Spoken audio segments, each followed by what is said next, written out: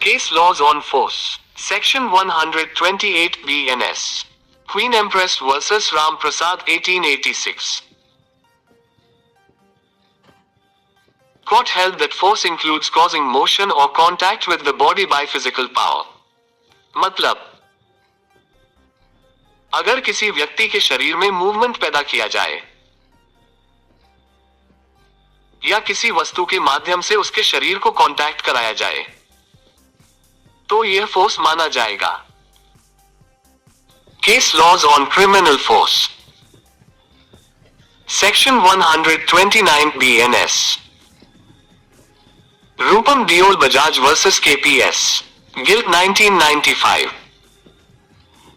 Supreme Court held that intentional physical contact without consent can amount to criminal force.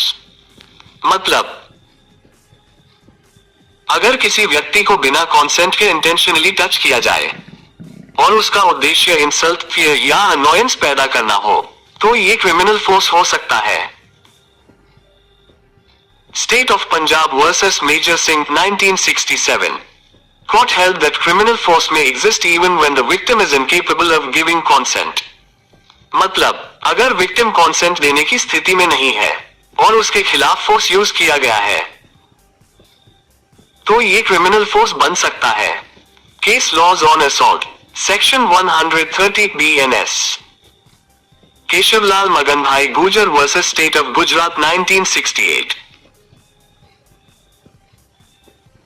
Court observed that assault occurs when a person creates apprehension of immediate use of force.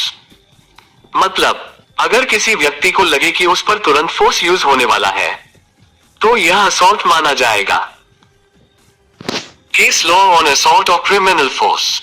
Rupam Deol Bajaj versus KPS. Guilt 1995. Court emphasized that intention and lack of consent are essential elements in offenses involving criminal force. मतलब अगर force जानबूझकर और बिना consent के इस्तेमाल किया गया है तो ये क्रिमिनल फोर्स का ऑफेंस बन सकता है.